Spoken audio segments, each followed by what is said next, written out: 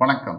அஸ்ட்ரோவேலின் நல்ல நேரம் நிகழ்ச்சியின் சார்பாக அத்துணை சப்ஸ்கிரைபர்களையும் எல்லா அன்பு உள்ளங்களையும் எனது நண்பர்களையும் வருக வருக என வரவேற்பதில் பெருமகிழ்ச்சி கொள்கிறேன். வக்ரதுண்ட மகாகாய சூரியகோடி சமப்பிரபக அவிக்னம் குருமே தேவ சர்வகாரியேஷு சர்வதா. தென்னாட்டுடைய சிவனே போற்றி, எந்நாட்டவர்க்கும் இறைவா போற்றி. நண்பர்களே, இந்த புத்தம் புதிய வீடியோவில் உங்கள் அத்துணை பேரையும் சந்திப்பதில் மிக்க மகிழ்ச்சி கொள்கிறேன். கடவுளின் கணக்கு நாம போடுறோம் 1000 கணக்கு. இவங்க இப்படி, அவங்க அப்படி, இது இப்படி, இது அப்படி, இது நமக்கு இப்படி வரும், இப்படி பண்ணா அப்படி போகும், இப்படி 10,000 கணக்குகள், லட்சம் கணக்குகள் மனசுல போடுறோம். ஏன்னா நம்ம பிளான் போடுறோம். இதுல சில பேர் வஞ்சம், போட்டி, பொறாமை, கெட்ட எண்ணங்கள், கண் திருஷ்டி, இப்படி பலது மற்றவங்க மேல. அடுத்தவன் ஆடி கார் வாங்கினா நம்மளும் வாங்கிக்கணும், அவங்க சூடு போட்டா நம்மளும் போட்டுக்கணும், மொட்டை மாடியிலிருந்து குதிச்சா நம்மளும் குதிக்கணும். இந்த மாதிரி குணாதிசயமுடைய பல பேர் இருக்காங்க இந்த ஊர்லயே. இதுக்கு மத்தியில நல்ல வாழ்க்கைனா என்ன, புரிஞ்சுக்கிறதுனா என்ன, நிம்மதினா என்ன, இந்த மூணுத்துக்கும் நேரடி சம்பந்தம் இருக்கு. நம்ம புரிஞ்சுக்கிட்டோம்னா நமக்கு நல்ல வாழ்க்கை அமையும், நிம்மதி இருக்கும். அவ்வளவுதான், சிம்பிள் வாழ்க்கை. நம்ம புரிஞ்சிக்காம போறதுனாலதான் நம்ம வாழ்க்கையில உள்ள எல்லா பிரச்சனைகளும் நமக்கு தவிச்சுக்கிட்டு இருக்கும். அப்போ தவிச்சுக்கிட்டே இருக்கும், ஆனா உணர்றது இல்லை. இது ஏன் இப்படி தவிக்கிறோம் அப்படிங்கிற உணர்வு நமக்கு இல்லை, யோசிக்கிறது இல்லை. கடவுளின் கணக்கு என்ன, நம்ம பத்தின நம் உயிரை பற்றிய ரகசியம் என்ன, கடவுளின் கணக்கு என்ன, நம்ம ராசியுடைய கடவுளின் கணக்கு என்ன, நம்மளுடைய பிறப்பு ரகசியம் என்ன, தனித்துவங்கள் என்ன, இனிமேல் நமக்கு என்ன நடக்கும், என்ன பரிகாரங்கள், அதை பத்தி பார்க்கலாம் வாங்க. ஆக சிம்ம ராசியில் பிறந்தவர்களுடைய வாழ்க்கை துணையை பார்த்தீங்கன்னு சொன்னா, கல்யாணம் பண்ணும்போது சாதுவா தான் இருப்பாங்க. சிம்ம ராசிக்கு வரக்கூடிய கணவனோ மனைவியோ சிம்ம ராசிக்காரர்களை கல்யாணம் பண்ண பிறகு உலகத்திலேயே அதிபுத்திசாலித்தனமா மாறுவாங்க. இவங்களை விட திறமையெல்லாம் கத்துக்குவாங்க, இவங்களை பார்த்து தான் கத்துக்குவாங்க, இவங்களையே மிஞ்சிடுவாங்க. இது சிம்ம ராசிக்கு உள்ள பிறப்பு ரகசியம். சிம்ம ராசிக்கு இன்னொரு ரகசியம் என்ன, பணம் கையில வரும். எவ்வளவு பணம் வந்தாலும் பிறப்போட ரகசியமே பணம் கையில தங்கறதுக்கு தட்டு மாறும், பணம் கையில தங்கறதுக்கு தடுமாறும். ஏன்னா சிம்மராசியை பொறுத்த வரைக்கும் இந்த வாக்குஸ்தானம், தனஸ்தானம், குடும்பஸ்தானம் அப்படின்னு வரக்கூடிய புதன் அந்த இடத்துல உச்சம் மாறாரு. அந்த புதன் அங்க உச்சம் மாறுறதுனால, எப்பவுமே ஒரு கிரகம் வந்து ஒரு இடத்துல உச்சம் மாறுதுன்னு சொன்னாலே ஆப்போசிட்டான பலன்களை தரும் அப்படிங்கிறது தான் ஜோதிடத்தில் இருக்கக்கூடிய மறைமுகமான ஒரு செய்தி. அது சில நேரங்கள்ல சுபகிரக தொடர்பு இருந்தால் பெரிய லெவல்ல பலனை தரும்.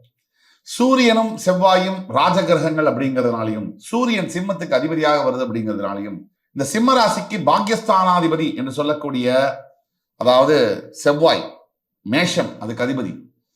இந்த சூரியன் உங்க ராசியில ஆட்சி பெற்று உங்க பாக்கியஸ்தானம் பித்ருஸ்தானத்துல போய் உச்சமாவார்.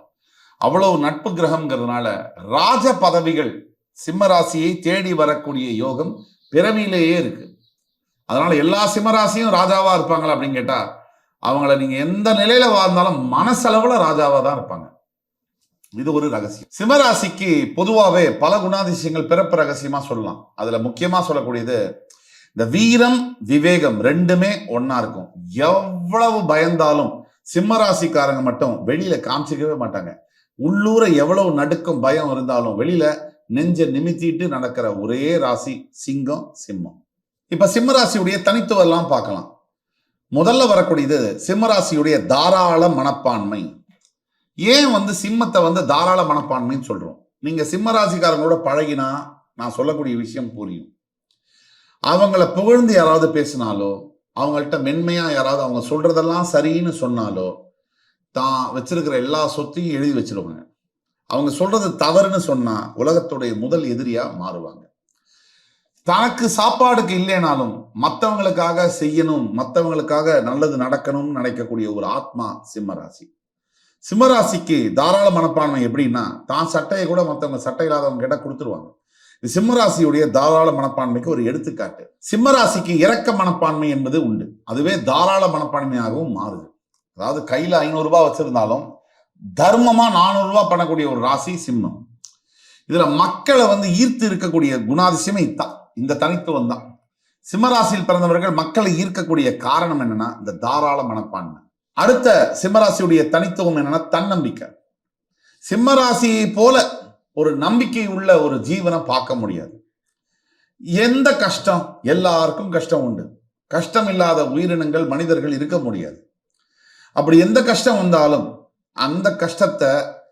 அந்த கஷ்டத்துடைய பெனிஃபிட்லயே ஹேண்டில் பண்ணக்கூடியது. அதாவது எப்பேற்பட்ட பிரச்சனைகள் வந்தாலும் அந்த பிரச்சனையை, இந்த குதிரை நம்மளை தாக்க வருதுன்னா அதை கடிவாளத்தை பிடிச்சி குதிரையவே ஆப்ரேட் பண்ணுவாங்க, அதை இயக்குவாங்க. அந்த மாதிரி சிம்மராசி பிரச்சனைக்கு மேல ஏறி உட்கார்ந்து அந்த பிரச்சனை மேலேயே சவாரி செய்யக்கூடியவர்கள் சிம்மராசி அதிபர்கள். இதுவே சிம்மராசியுடைய தன்னம்பிக்கைக்கு ஒரு எடுத்துக்காட்டு. இன்னொரு விஷயம் என்ன அப்படின்னா, தோக்கிறதுக்கும் ஜெயிக்கிறதுக்கும் நடுவுல ஒரே வித்தியாசம் தான், அது நம்பிக்கை. அந்த நம்பிக்கை பிறப்புலேருந்தே சிம்மராசிக்கு தனித்துவமா உண்டு. எப்படின்னு கேட்டீங்கன்னா, கஷ்டத்துடைய உச்சத்துல இருந்தாலும் சரி, இன்னையோட வாழ்க்கை முடிஞ்சு போச்சு அப்படிங்கிற நினைப்புல இருந்தாலும் சரி, சிம்மராசியை பொறுத்த வரைக்கும் இதெல்லாம் பார்த்து கவலைப்படுறதோ, இதெல்லாம் பார்த்து துவள்றதோ இந்த பழக்கமே கிடையாது. வாழ்ந்து பார்த்துருவோம், 2ல் 1 நம்ம பார்த்துருவோம். நல்லதோ கெட்டதோ எது நடந்தாலும் பரவாயில்ல, நம்ம 2ல் 1 பார்த்துருவோன்ற தன்னம்பிக்கை தான் சிம்மராசிக்காரங்க சர்வைவ் வாழ்றாங்க இல்லையா இன்னைக்கு. அதுக்கு காரணமான விஷயமே அந்த தன்னம்பிக்கை தான். 5000 அடி கீழே போனாலும் அந்த தன்னம்பிக்கையுடைய அந்த உத்வேகம், அவங்களுக்கு இருக்கக்கூடிய சக்தி, மனோபலம் அப்படிங்கிறது அது ஒண்ணுதான் அவங்க வாழ்க்கையில நீங்க உயிரோட வாழ்றதுக்கு முக்கிய காரணம். 3வது தனித்துவம் என்னன்னா, உறுதியா இருக்கிறது, உறுதிப்பாடு. இந்த விடாமுயற்சி விஸ்வரூப வெற்றின்னு நம்ம சொல்றோம். இது சிம்மராசிக்கு அப்படியே கனகச்சிதமா பொருந்தும். அதாவது ஒரு விஷயத்தை செய்ய நினைக்கும் போது பல மனிதர்கள் ஒரே விஷயத்த பல மாதிரி செய்வாங்க. இந்த ராசியில பிறந்த நீங்க மட்டும் அது அப்படியே பர்ஃபெக்டா செய்யணும். அது ஒரு விஷயம் கையில எடுத்துட்டா, அந்த டாஸ்க் எடுத்துட்டா அதை கரெக்டா செஞ்சு முடிக்கிற வரைக்கும் உங்களால ஓய்வு எடுக்க முடியாது, அமைதியாகவும் இருக்க முடியாது. அது என்ன காரணம்னா, அந்த விடாமுயற்சி அப்படிங்கிறது மறுபடியும் அது சரியா வர வரைக்கும் இந்த ராசியில பிறந்த நீங்க விடவே மாட்டீங்க. அதையே நினைச்சு 24 மணி நேரம் அதே பண்ணி அது சரியா முடிச்சதுக்கு அப்புறம் தான் உங்களுக்கு நிம்மதியான ஒரு மூச்சு வரும், ஒரு தூக்கம் வரும். இது அடுத்தவங்களுக்கு உதவி பண்றதுலேருந்து ஒரு முடியாத ஒரு விஷயம் அதை எடுக்கிறீங்க அப்படின்னா அதற்கும் சரி. இதுல முக்கியமான ஒரு சூட்சமத்தை மட்டும் சொல்றேன். நீங்க உங்களுக்காக சுயநலத்துக்காக பல முயற்சிகளை, விடாமுயற்சிகளை எடுக்கிறத நிறுத்திட்டு மற்றவங்களுக்காக நீங்க முயற்சிகளை தொடங்குனீங்கன்னா உங்க வாழ்க்கை நீங்க நினைக்கிறத விட வெற்றிகரமா இருக்கும். சொல்லும் போது கொஞ்சம் கேட்கறதுக்கு கோபமாகவும் வருத்தமாகவும் தான் இருக்கும். உண்மையை நம்ம உறக்க சொல்லிதான் ஆக வேண்டியது இருக்கு. அதே மாதிரி வெகுஜன மக்களை ரொம்ப ஈர்க்கக்கூடிய தன்மையும் இதனால தான். ஒரு நேர்த்தியாக ஒரு காரியத்தை செய்யக்கூடிய அந்த கலை, அந்த ஆற்றல், அது சிம்மத்துக்கு தனித்துவமா வருது. எந்த ஒரு விஷயத்தையும் கரெக்டா செய்யாம விளைவு மட்டும் எப்படி கரெக்டா இருக்கும்? அப்ப அந்த விளைவுங்கிறது சிம்மராசி கையில இயற்கையாவே வருது. 4வது தனித்துவம் தலைமை பண்புகள். ஒரு கிரகங்கள்ல நீங்க எடுத்தீங்கன்னு சொன்னா, நவ கிரகத்துல சூரியன் அப்படிங்கிற கிரகத்தை தான் எல்லா மற்ற கிரகமும் சுத்துது, பூமி உட்பட. சூரியன் எந்த ஒரு கிரகத்தையும் சுத்துறது இல்லை. இதுக்கு என்ன காரணம்னா, சூரியன் நவகிரகத்துல கூட தனியா நடுவில் இருப்பார். கிரகங்களுடைய ராஜா என்று பெயர் பெற்றவர் தான் அவர். அப்ப தலைமை பண்பு அப்படிங்கிறது தன்னால வந்துடுது இல்லையா? தலைவர் அப்படிங்கிற பதவிக்கு யார் இருக்க முடியும்? ஊருக்கென்று வாழ்ந்தவன் தன்னை இழந்தான். ஒருவன் மறைஞ்சிட்டான் அப்படின்னா, இந்த ஊரே அழுது அப்படின்னா அவன் தான் தலைவன். அப்பாடா எப்ப இவர் மறைவாருன்னு எண்ணினா அவர் மனிதரே கிடையாது. ஆக அந்த தலைமை பண்பு சிம்மத்துக்கு அதிகமாக உண்டு, தனித்துவமா உண்டு. மற்றவங்களுக்காக உண்மையா கண்ணீர் சிந்தக்கூடியது, மற்றவங்க நல்லா இருக்கணுங்கிற நினைப்பு இருக்கு இல்லையா? அந்த ஒரு நினைப்பு போரும் உங்களை கடவுள் நல்லபடியா பார்த்துக்குவார். கடவுள் உங்களுக்கு எத்தனை துன்பங்களை கொடுத்தாலும் சரி, உங்களை எவ்வளவு கஷ்டப்படுத்தினாலும் சரி, ஒரு விஷயத்துல மட்டும் நீங்க உறுதியா இருக்கலாம். இது இந்த ஜோதிடம் மேல சத்தியமா சொல்லக்கூடிய உண்மை. நீங்க உங்களை கடவுள் ஒரு நாள் இத்தனை துன்பம் கொடுத்தாலும் ஒரு நாள் உங்களை மிகப்பெரிய ஆசனத்துல, சிம்ம ஆசனத்துல உட்கார வச்சுட்டு தான் நிற்பார். அதே மாதிரி சிம்மராசிக்காரர்கள் அடுத்தவங்களுக்கு அட்வைஸ் பண்ணணும்னு ஒரு சிச்சுவேஷன் வந்துட்டா, அடுத்தவங்களை வழி நடத்தணும்னு ஒரு சிச்சுவேஷன் வந்துட்டா, இவங்களை மிஞ்ச இவங்களால முடியாது, யாராலையுமே முடியாது. இவங்களுக்கே இவங்க பேசுறத கேட்டா இவங்களுக்கே ஆச்சரியமா இருக்கும். அதுதான் சிம்மம். எதற்கு இவங்களே பேச வச்சு வீடியோ எடுத்துட்டு அவங்களுக்கே போட்டு காமிங்களேன், அவங்களால நம்ப முடியாது, அவங்க தான் இவ்வளவு நல்லா பேசியிருக்காங்களான்னு. வாக்குஸ்தானத்தில் இருக்கக்கூடிய புதனுடைய வேலை. எப்பேற்பட்டவங்களையும் கவர்றது, அதாவது அட்ராக்ட் பண்றது, அந்த காந்தமான பார்வைகள், அது சிம்மத்துக்குரிய பார்வைகள்.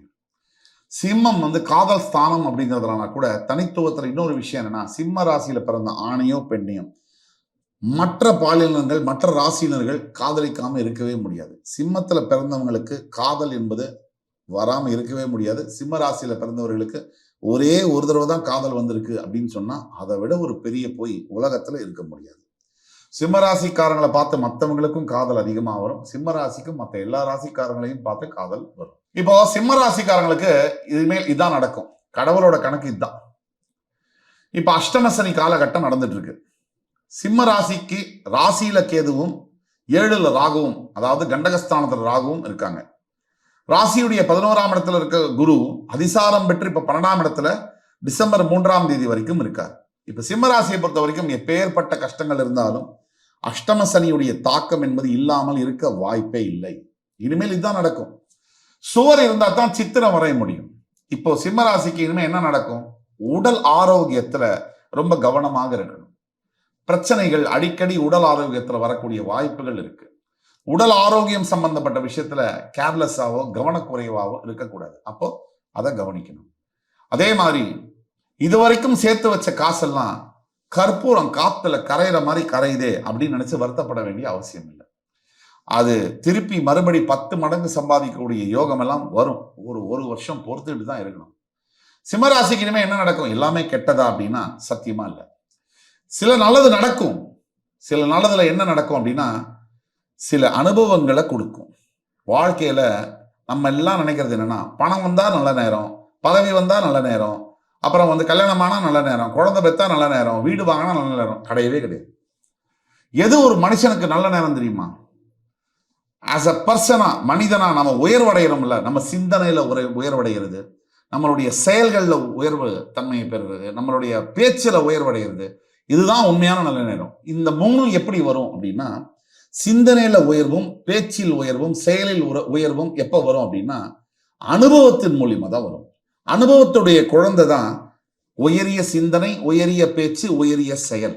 இப்ப அனுபவங்கிற தாய், அந்த தாய் இப்ப உங்களை பாராட்டிட்டு இருப்பா. அனுபவம் கொடுத்துக்கிட்டே இருக்காரு சனீஸ்வர பகவான். அப்பாவா இருந்து அனுபவத்தை கொடுக்கிறார். இந்த அனுபவம் பெறக்கூடிய காலகட்டங்கள். இவர் யாரு? சரியான உறவா, நல்ல நண்பனா இல்லையா, உண்மையான மனைவியா கணவனா இல்லையா, நம்ம குழந்தைங்க நம்மளை காப்பாற்றுவாங்களா, உண்மையா பண்ண மாட்டாங்களா, பேச்சுதான் பேசுறாங்களா, நம்ம ஒர்க் பண்ற கம்பெனி நமக்கு விசுவாசமா இருக்காங்களா இல்லையா, நாம விசுவாசமா இருக்கோம், அவங்க விசுவாசமா இருக்காங்க இல்லையா, எல்லாத்தையும் படம் போட்டு காமிக்கக்கூடிய நேரம் தான் இந்த நேரம். இந்த அஷ்டம சனி காலகட்டங்கள் எல்லாரும் நினைக்கிறது 7.5 சனி அஷ்டம சனினா நமக்கு ஒரே பிரச்சனை, சங்கடம், நம்மளால கஷ்டம், துயரம்னு நினைக்கிறோம். அது உண்மை இல்லை, அது பொய்.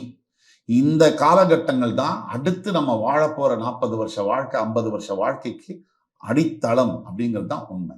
ஏன்னா அனுபவம் வந்தாதான் வாழ்க்கைய வாழ முடியும், பிரச்சனைகளை கையாள முடியும், சரியான சிந்தனை வரும், சரியான முடிவுகளை எடுக்க முடியும்.